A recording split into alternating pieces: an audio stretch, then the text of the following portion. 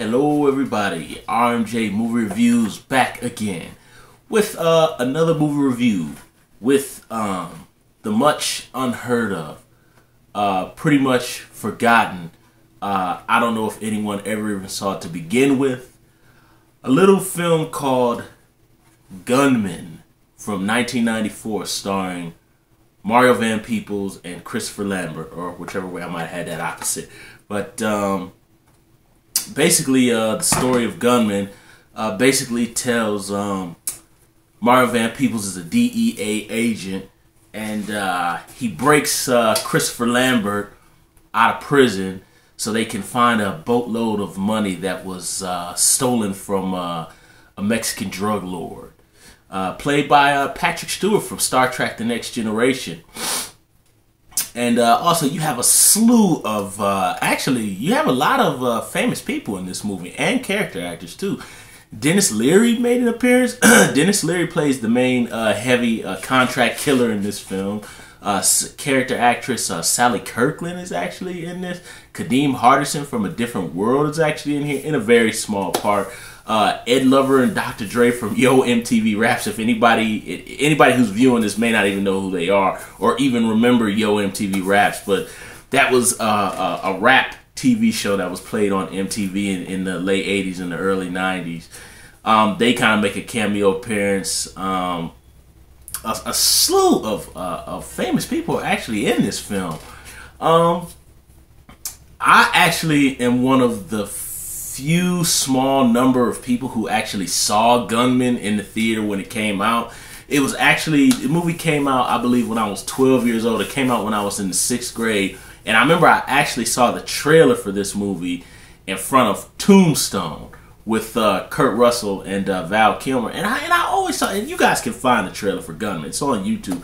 But I actually always thought that it had a pretty cool trailer to it. Gunmen is, it's an okay potboiler B action movie. And when I say okay, I mean it's enjoyable in the very, very, very, very, very lowest common denominator of B movie fashion. You know, kind of the partnership between Mario Van Peebles and Christopher Lambert. A lot of their humor feels extremely forced. And it's not, it's really kind of lame, and it's not that funny. I remember, I think when I did see it at the theater when it came out, and it was only playing at like one theater in our town. It was playing at Southgate Movies in Bedford Heights. But, which that theater is torn down now. But I remember, I think I was the only person in the movie theater. No, it was me and like 2 other people. So there was 3 people. And this is like an afternoon showing, like on a Saturday. Nobody was in there. But their humor is really kind of lame. But then again, this is a B action movie too. It's directed by a guy named I think Darian Serafan. He directed like Terminal Velocity with Charlie Sheen.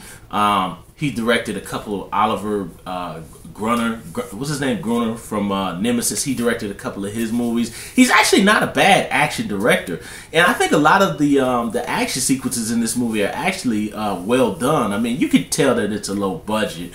What always surprised me about this movie is why there's so many big name actors. I really think that Mario Van Peebles had come off of Posse, the black western that he directed, which had a slew of kind of talented character actors and rappers and musical artists, and it kind of seems like he was trying to do the same thing here, even though this movie wasn't directed by him. And as far as I can tell in the credits, Mario Van Peebles didn't even produce it. But you know, the stunts are actually well done. Kind of my only issue I take with the movie is, and may I dare use logic to describe Gunmen, some of the stuff that happens in the story, I can either only contribute it to Miramax releasing the movie, because it does have the Dimension logo in front of it. So it could either be that Miramax just was like, hey, look, let's just stick to the important stuff of the story and just guns and blood and money. Or it could just be that it's just a really incompetent picture. I mean, I'm not really sure. I mean, I know in the credits it said it was written by Stephen Sommers, you know, who did I think he worked on The Mummy 1, I think, and The Mummy 2. I could be wrong. You guys can correct me. But Stephen Sommers, we know his name. We've seen it it's out there in some of those kind of bigger budget CGI early 2000s, late 90s kind of movies that were in fashion then. But so I mean, you've got some heavy hitters on this movie that worked on it, and actually Buddy Joe Hooker, who's a famous stunt coordinator who worked on I think Conan the Barbarian and Action Jackson and Die Hard. I mean, this guy has worked on all the big pictures. He actually did a lot of the stunts for this. So the stunts aren't really badly done in this movie. It's kind of more. I took a little bit of issue with the way the story was told, because the story involves a lot of double crossing and people stabbing each other in the back. Literally and figuratively, people stabbing each other in the back. And kind of after a while, the double crosses kind of get like, okay, did you really have to have that person double cross? Because when the movie starts out, Patrick Stewart, who's the big drug lord, he's burying his wife alive because she cheated on him. So, this guy has a big thing against people betraying him. And pretty much, he hires Dennis Leary to go find one of his minions who stole his drug money from him. And pretty much from there, everybody just literally, as a moment's turn, people were just double crossing each other. And I was just kind of like, what? Huh? And then even at some point in the movie, you're not sure if Mario Van Peebles and Christopher Lambert trust one another. So, I don't know. If anything, I think the movie is just enjoyable, just in terms of just kind of the shootouts and the stunts. And although they aren't like extraordinarily huge or anything, because you can tell this is a low budget. It came from Miramax, and it stars Mario Van Peebles and Christopher Lambert. So it's about what you'd expect from this type of movie. So it's okay. It does its job. Dennis Leary as the sadistic, bloodthirsty villain, he does a good job. He fills the role. He kind of brings what Dennis Leary was known for at that time in 1994, kind of the smoking and the one-lining. Kind of in the earlier part of the movie, he's not really doing it, but it feels to me like they might have inserted that towards the end of the movie.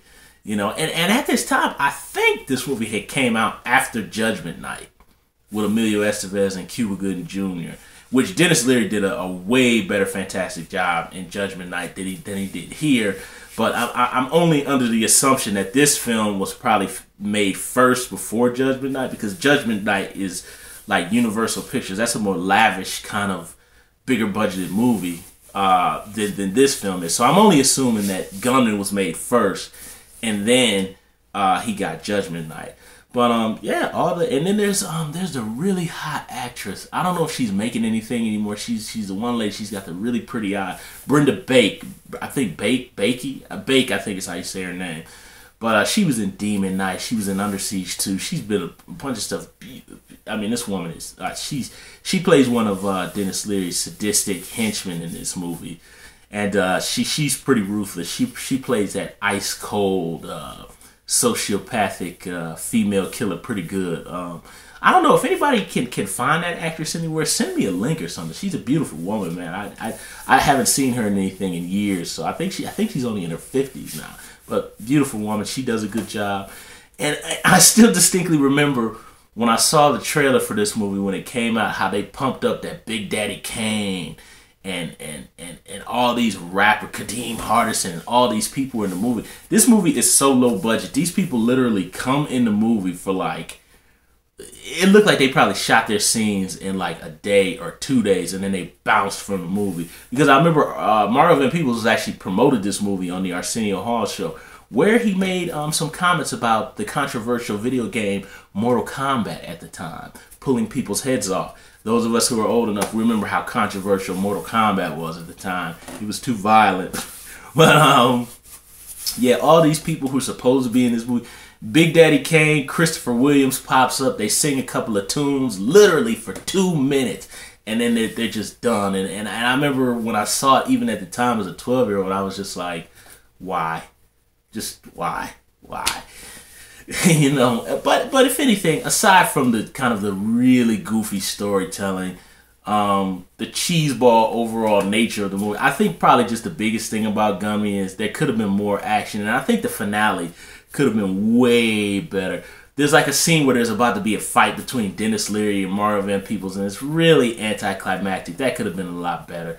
But, hey, you know, if one more thing I want to mention also too is that you can really tell that they really the Western kind of Sergio Leone overtones of this movie, and I think that's kind of what they were trying to go for with the kind of the vast Western landscape and the tight close up of people's eyes and stuff and the sweaty faces, and you know it does what it's supposed to do. I think it kind of gives the movie a little bit of a different feel from other action pictures at the time, even though nobody even really saw this movie and nobody remembers it.